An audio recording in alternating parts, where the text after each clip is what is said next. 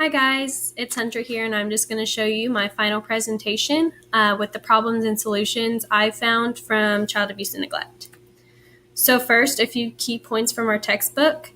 Cross and Tower suggests that the family, as mentioned, is expected to provide for the basic needs of the child. From the birth of their children, parents have the right to and are entrusted with the care, custody, and control of their children. So basically, children are solely dependent on their caregivers and parents to provide for them. Next, it is difficult for most of us to understand how a family can slip to the level of disorder, confusion, indifference, and filth exhibited by some neglectful households.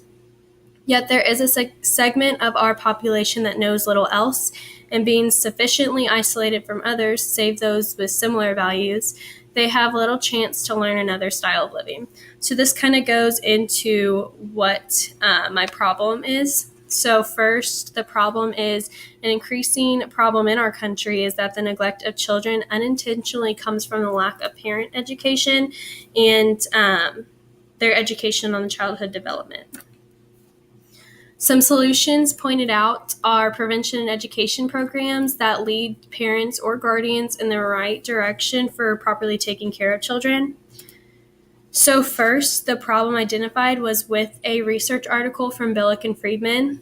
In that article, they state, child abuse is a problem that affects over 6 million children in the United States each year, and child neglect accounts for 78% of those cases.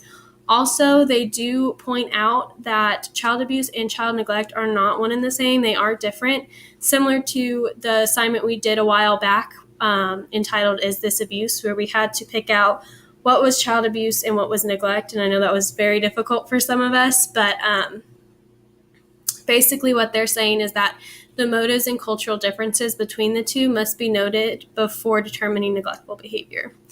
But to continue, this study was an observational study that was shown the importance of parental and caregiver education to prevent child neglect. So basically, it was an observation of 170 caregivers that were one-on-one cases, either multiple children and a caregiver or vice versa. The study took place in the Upper East Side of Manhattan, in which the observations were made at various times throughout the day or the week, just the observationists dropping by and checking in to see what was going on. A lot of the caregivers were made up of either mothers, fathers, nannies, or two or more caregivers at a time. What they found was that there are a wide range of instances in which caregivers neglected the child or the children they were watching by not attending to their needs or unintentionally putting them in danger just by carelessly not watching them. And key points from this article were that there are various definitions of causes of neglect in America, and studies on parental education level and neglect cases have shown a causal relationship. There are also proactive ways of dealing with child neglect that can be done, starting at the high school level of education. And just as support of the solutions that I found, they state parenting classes, both in adolescence and in adulthood together, with more research on the issue of child neglect, are more important steps on the road to reducing and eventually eliminating the problems of child abuse and neglect. For my first solution, I found an article by Martins and Pisani. They found that in providing parental education programs to parents, there was an increase in the prevention of child abuse and neglect, and also other factors like increasing parent-child relationships and improving children's behaviors. It is important to note that in this research article, they don't differ between child abuse and neglect, but basically, they went through the preferred reporting items for systematic reviews and meta-analysis, or PRISMA. They conducted their research off of that, and where they found several prevention programs that already existed. 23 articles were selected for the study after the long selection process.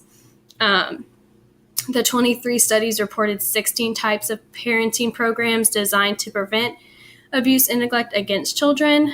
They promoted prevention of maltreatment by directing positive parenting practices. So each study was conducted with varying sample sizes from participants in different places. Many of the studies took place in several developed countries, but mostly in the United States. And the research was designed to find the best program based on results from the 23 programs they found using that PRISMA.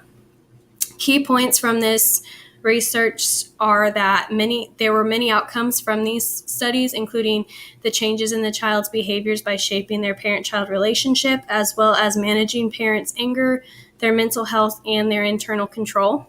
All of the 23 studies had the same common goals, such as increasing parent knowledge about child development and promoting an effective parenting practices and skills, promoting the use of non-violent parenting behaviors, and promoting healthy parent-child relationships. So basically, these articles that they found not only helped with preventing child abuse and neglect, but they also found that they helped in various other areas with the parent and child.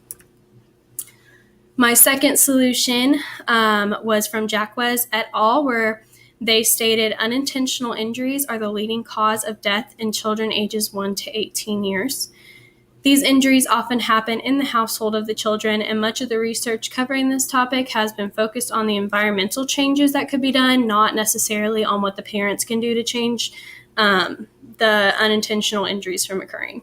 So basically looking at neglect by just not paying attention to the child and then being injured in some way.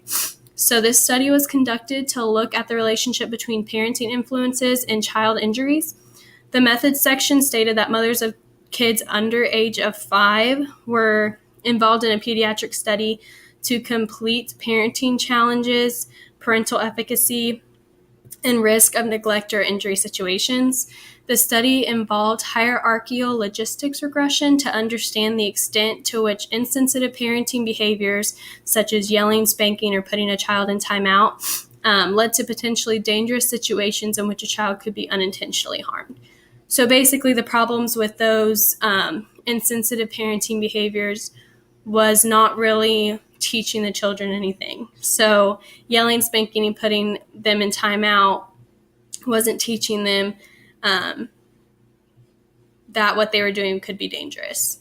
So they also found that younger parents showed a greater risk for using the insensitive parenting behaviors, which could have led to possible injury. So the key messages suggest that the study found that insensitive parenting behaviors and parent age are related to different parent safety behaviors.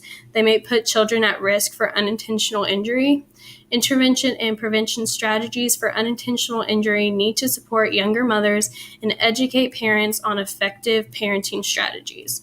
So again, using intervention and prevention strategies to support parents and educate them to use better parenting strategies to help from the neglect of children. But anyways, these are my cited sources, and that's all. Thank you.